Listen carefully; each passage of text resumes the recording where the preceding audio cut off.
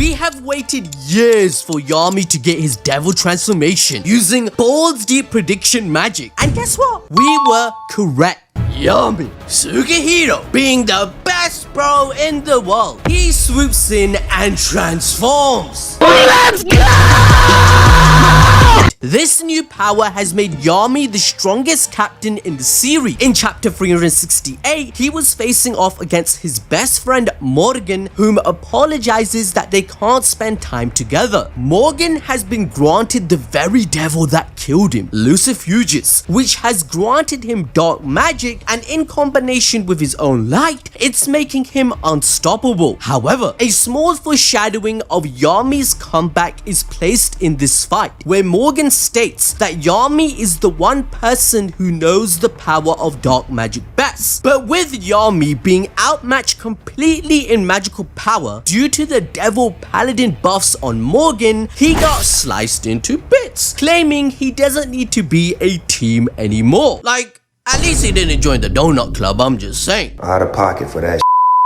But before Yami can die at the hands of his best friend, Nacht and Ichika arrive with Asta's anti-magic buff bestowed upon them, glowing with aura. But with time ticking, Ichika offers the demon soul pill to Yami, which Ryu had prepared since he's strong enough now to handle it. Remember, in terms of physicality, Tabata confirmed Yami is the strongest out of every single character in the manga, with Asta being in second place. Now, another reason why Sukehiro is ready to transform is because of the events we all witnessed against Lucifero, as Ryu also saw everything due to his special eye. If you cast your minds back to chapter 323, Yami gained a devil heart, which made his body overflow with magic after the Cliff of Tree ritual. Now, that plotline has been addressed with perfection.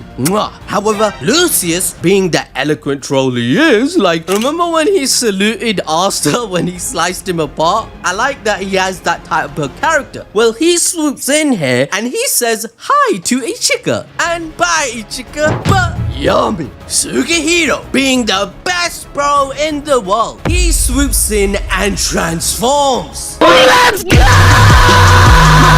He not only states that he shoulders Ichika's guilt, but promises to protect her, slicing Lucius in half. Yami swoops in to save the day yet again. That's why he's the GOAT! The GOAT! Yami doesn't even have Asta's buff yet and is scaling to no diff one-shot a Lucius clone. That means in this new transformation, he would even be able to defeat Lucifero from the past and all the other captains. Think about it. Fugelion never beat the fraud allegations and is absolutely useless. Man don't even have Spirit Dive and did nothing with Salamander. Siscolion had to sacrifice squad members and surpass her limits to defeat Morris. Jack died. Nozel couldn't match Acia. It was Noel that did most of the work as a family. Like, I'm telling ya, Yami is already a candidate to be a wizard king, but he's the type that would never take the job anyway, as Tabata mentioned that Nozel would also be an option after Julius. But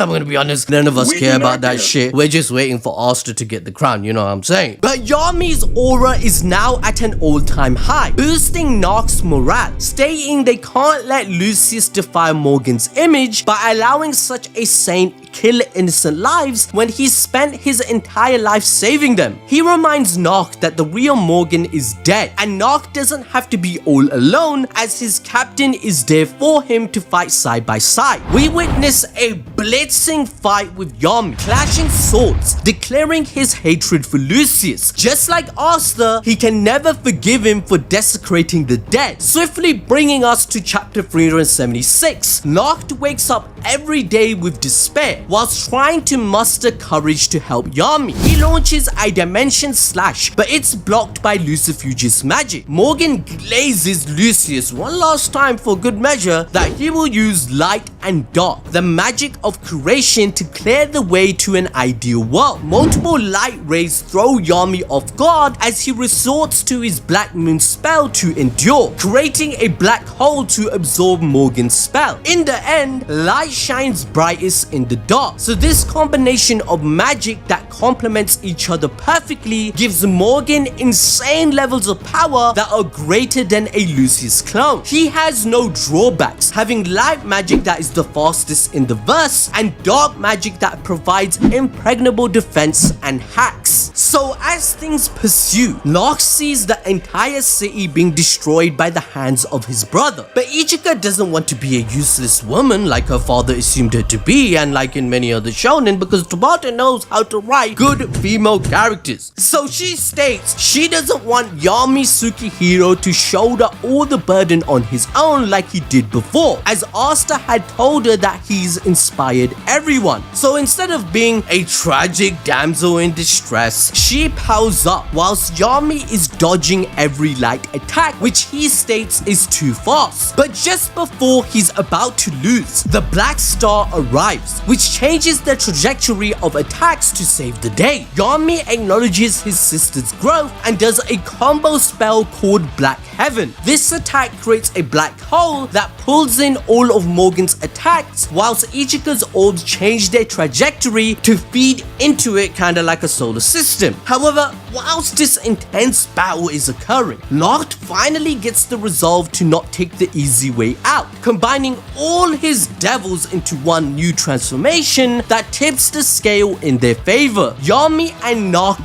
call each other partners. After all, they are the captain and vice captain of the Black Bulls. Before, they were not unified, having their differences, but now the team has bonded together, pretty much being a callback to their childhood days. Eventually, all three of them combine their magic together, which results in Morgan acknowledging Noct that in their Faust family, just like their parents said, he was the one with the greatest talent for magic. This ends up creating an insane panel where the attacks are flying everywhere. So although we wait long for new chapters, we have to give it to Tabata for making the art even better. It was perfect.